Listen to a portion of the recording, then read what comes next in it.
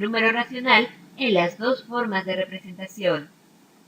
Si pensamos en los conocimientos del ítem, permite que el estudiante recuerde los números racionales expresados como fracciones, como números mixtos y expresiones decimales. Además, en relación al contexto, este es extra matemático.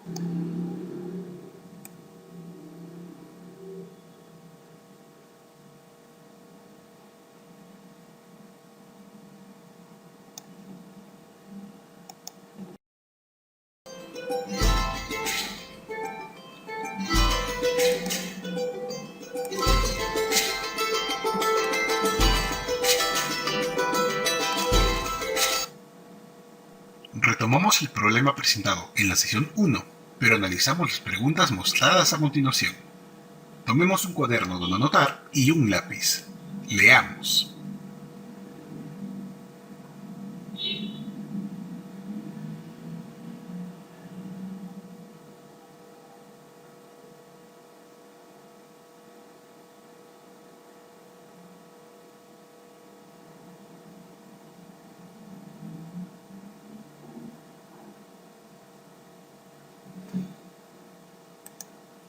Reflexionemos en torno a las preguntas que planteamos. 1. ¿Consideras que las preguntas orientan al desarrollo del problema? ¿Por qué? Resolvamos el problema anotando los detalles. Podemos contrastar nuestra respuesta con la reflexión que... Preguntas que planteamos. 2. Si piensas en un grupo de estudiantes en concreto, ¿realizarías modificaciones? ¿Cuáles? ¿Por qué? Resolvamos el problema anotando los detalles. Podemos contrastar nuestra respuesta con la reflexión que compartimos desde el módulo.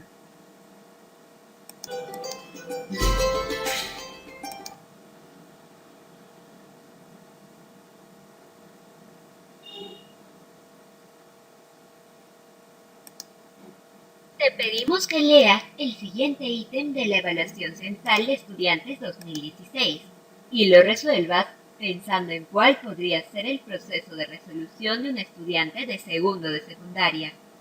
Presta mucha atención a los conocimientos que el estudiante tendría que recordar, las capacidades que moviliza y los elementos del contexto que requiere interpretar.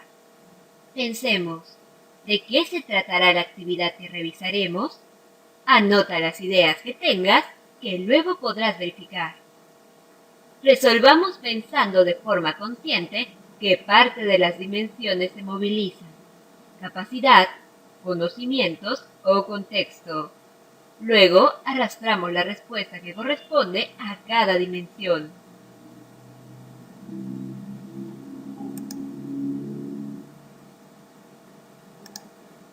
Capacidad traduce cantidades a expresiones numéricas, porque al resolver la situación aditiva, el principal proceso mental que realiza el estudiante consiste en asociar la situación con una operación que le permita hallar lo requerido. Si bien la capacidad de uso estrategias y procedimientos de estimación y cálculo está presente, esta no es prioritaria, porque la estrategia es propia de ciclos anteriores. Si pensamos en los conocimientos, nos damos cuenta que el ítem permite que el estudiante recuerde los números racionales expresados como decimales y la estructura aditiva, como adición o sustracción. En relación al contexto, este es extra matemático, porque la situación se asemeja a lo que ocurre en la realidad. Reconocer las dimensiones priorizadas, capacidad, conocimiento y contexto, en un ítem, actividad o experiencia, permite que el docente gestione de mejor manera la experiencia que va vivenciando el estudiante y los aprendizajes significativos que éste va generando en la medida que se pueden conectar los aprendizajes entre sí.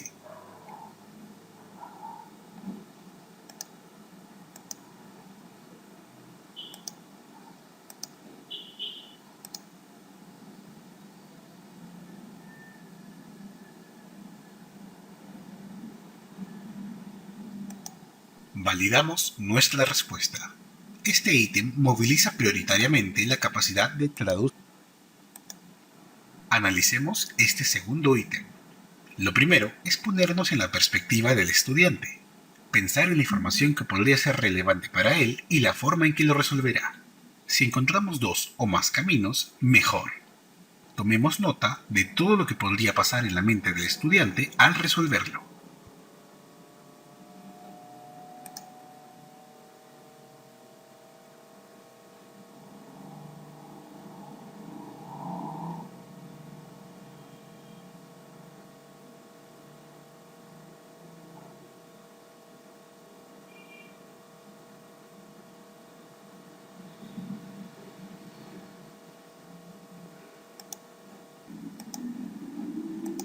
Revisemos esta respuesta. Este ítem moviliza prioritariamente la capacidad de comunicar su comprensión sobre los números y las operaciones, porque el principal proceso mental que realiza el estudiante consiste en expresar un valor, el de la capacidad de la botella de agua, en 2 formas diferentes, como número mixto y como expresión decimal. Si bien se pueden emplear estrategias de cálculo, estas no son propias del grado, sino de grados previos, y son herramientas que se emplean para la comprensión de la noción del número racional en las 2 formas de representación. Si pensamos en los conocimientos del ítem, permite que el estudiante recuerde los números racionales expresados como fracciones, como números mixtos y expresiones decimales. Además, en relación al contexto, este es extra matemático, porque la situación se asemeja a lo que ocurre en la realidad. Recordemos que poder reconocer las dimensiones priorizadas, capacidad, conocimiento y contexto en un ítem, actividad o experiencia permite seleccionar actividades, chequear qué es lo que falta en la experiencia de los estudiantes, qué les resulta sencillo, qué les resulta difícil u otro.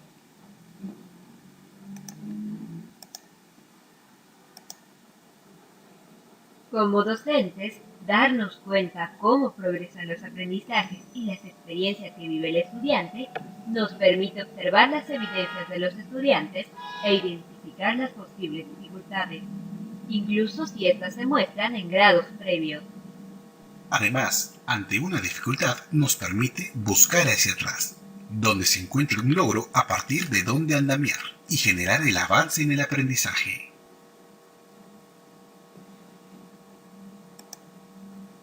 En este caso, nos centraremos en las experiencias que movilizan de manera predominante la capacidad de traducir cantidades a expresiones numéricas.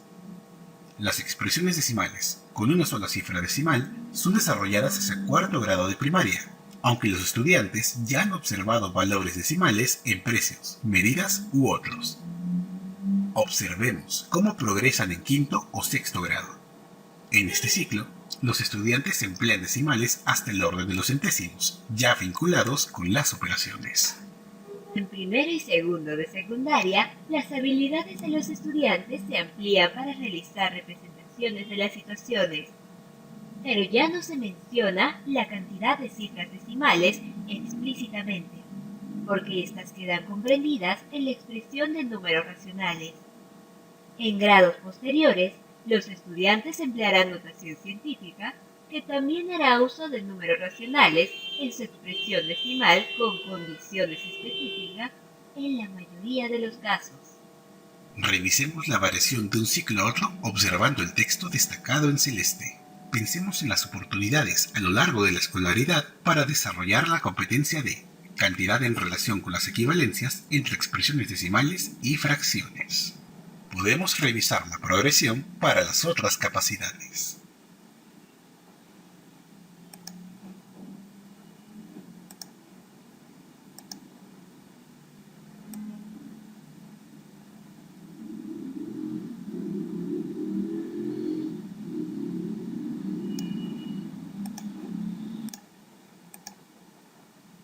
¿Qué vemos?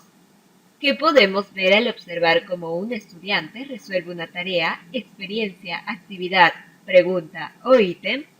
Posiblemente podemos describir lo que realiza, pero a partir de ello, aunque es más complejo, podemos inferir e hipotetizar qué ocurre en su mente y cómo se siente.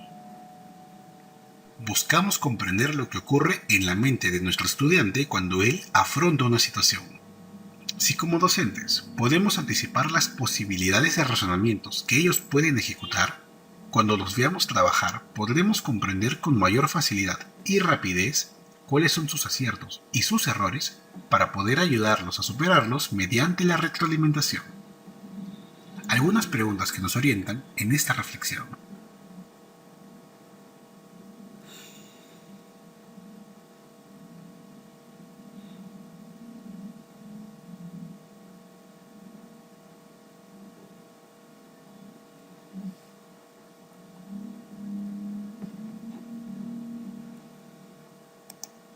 Retomemos la solución a esta actividad y pensemos en otras posibilidades de solución.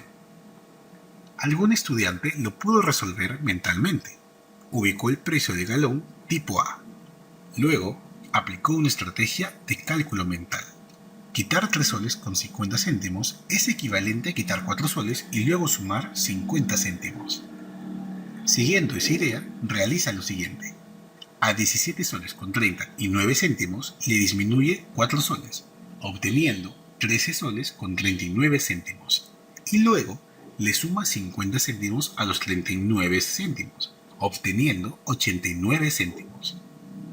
Los estudiantes podrían emplear esta misma estrategia de forma escrita u otras. Entre colegas, si compartimos las estrategias que conocemos para resolver, podremos ayudar a los estudiantes a interpretar las variadas formas de resolución y flexibilizar el uso de la matemática. Resolveremos esta otra actividad también con un cálculo mental. Posiblemente, un estudiante recuerda que ha visto valores similares a los mostrados en el ítem y recuerda imágenes como botellas con líquido o también monedas que puede asociar la expresión 2,5 litros. Imaginemos que recuerda de forma inmediata monedas y su experiencia constante de que 50 céntimos es medio sol. Le será sencillo identificar la respuesta. Recordemos que si la mente trabaja con imágenes y conexiones entre ellas, estas nos ayudan a elaborar razonamientos para resolver una determinada situación.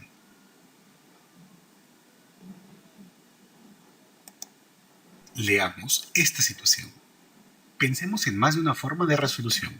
Un estudiante, ¿qué expresiones de los números racionales emplearía? ¿Por qué? Haremos una revisión tomando los pasos de Polya. Recordemos que la dificultad puede presentarse en cualquiera de estos pasos. ¿Cómo notamos que un estudiante comprendió la situación? Posiblemente si destaca lo que dice Martín. El 20% siempre es menor que el 50%. Es decir, reconoce los datos y también lo que se requiere, lo que se busca como respuesta. Se necesita dar un ejemplo que muestre que permita probar que lo que afirma Martín no se cumple. Luego, se realiza el diseño de la estrategia. Este está muy unido a la comprensión. El estudiante probablemente estructura lo que significa crear un ejemplo y empieza a buscarlo. Exteriormente, el estudiante se mantiene en silencio o hace algunas marcas. Está creando. Los resolutores expertos de problemas son muy minuciosos en esta parte. Controlan todas las acciones de este proceso y pueden manejar diseños alternativos eligiendo el mejor o el más óptimo para ello. Está listo para ejecutar el plan diseñado. Este paso varía de acuerdo al plan. Aquí es donde el docente, de forma colegiada, deberá poder anticipar varias formas correctas de resolver la situación. De esa forma, al ver la respuesta de los estudiantes, reconocerá su posible ruta y dificultades. Por supuesto, siempre puede haber una solución que sorprenda positivamente. Caminos distintos de resolución en el salón de clases nos muestra el desarrollo de la creatividad, de flexibilidad, la riqueza de recursos, la confianza que ofrece el docente para que el estudiante muestre su solución. Por otro lado, una sola forma de responder, un único proceso, podría indicar que el estudiante reproduce y no necesariamente comprende flexiblemente. El poder anticipar posibles formas de resolver también permite identificar los procesos esenciales de resolución incluso con estrategias distintas. Veamos una solución con decimales y estos procesos esenciales. Se recuerda que el porcentaje es relativo a una cantidad. En este caso, con su representación decimal, identifica esa idea. Se busca una relación que contradiga la relación es menor que.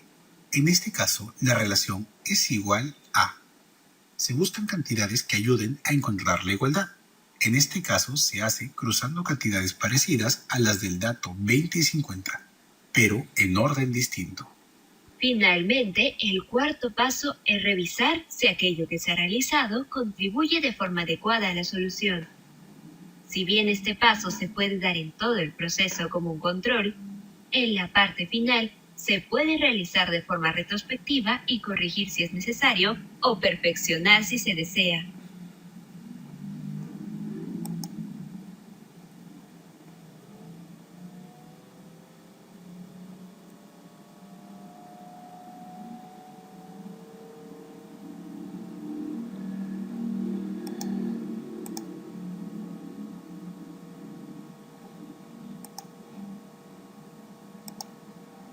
Veamos otros posibles procesos.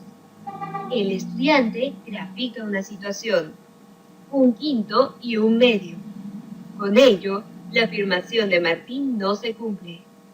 Se observa el uso del porcentaje como fracción aplicados a unidades de una magnitud de cantidad discreta, los 5 círculos, y a una cantidad continua, una unidad, mostrado en el ejemplo desarrollado que contradice la idea planteada por Martín con el uso del símbolo diferente.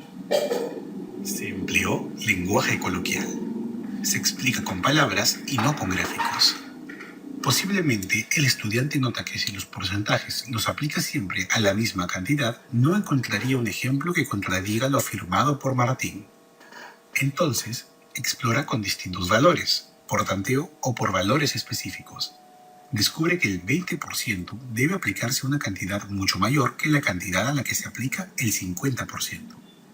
El estudiante buscó un contexto que le permita manejar mejor la explicación y las razones que debe mostrar. Realiza lo mismo con el otro porcentaje.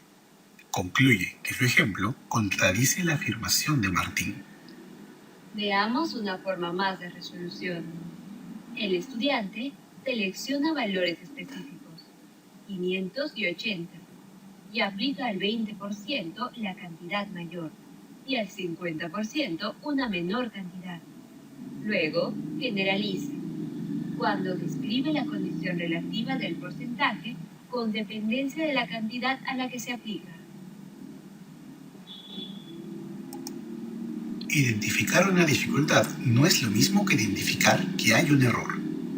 Decir que hay un error no ayuda a mejorar, porque no se cuenta con información ni orientación de qué sucedió. Cuando no hay una coincidencia entre la respuesta esperada y la respuesta que da el estudiante, decimos que hay un error, y en realidad lo que se tiene es la interpretación que da el estudiante a la actividad planteada. Si podemos descubrir cómo es esa interpretación, podemos retroalimentar en base a ella. Veamos algunos procesos que son distintos a lo esperado. Algunos estudiantes piensan que el porcentaje es un valor como otras cantidades absolutas y no comprenden su relatividad, es decir, que se refiere a otra cantidad. Por ello, comparan de manera directa los valores 20 y 50, de modo que concluyen que lo afirmado por Martín es cierto, que el 20% siempre es menor que el 50%, sin encontrar ningún ejemplo que se oponga a ello. Si se quiere retroalimentar dando pistas, que es una posibilidad, se puede pedir que el estudiante recuerde cómo se origina un porcentaje, que es una fracción, y relacionarlo con significado respecto de una cantidad. Encontramos otras dificultades. Algunos estudiantes asumen que los dos valores porcentuales dados deben aplicarse siempre a la misma cantidad, concluyendo que lo afirmado por Martín es cierto. Por el gráfico mostrado, los estudiantes que realizaron procesos como estos asocian el porcentaje a gráficos circulares, tal vez por lo desarrollado en la competencia de gestión de datos e incertidumbre. Podemos generar varias interpretaciones sobre lo que pudo pensar un estudiante cuando vemos su evidencia. Sin embargo, todas las ideas generadas solo se podrán comprobar cuando se contrasten con lo que indica el propio estudiante. nos encontramos en el último punto del índice. Presentamos un resumen destacando ideas fuerza de esta competencia. Las ideas desarrolladas las podemos aplicar a las distintas competencias. Nos vemos en la siguiente unidad.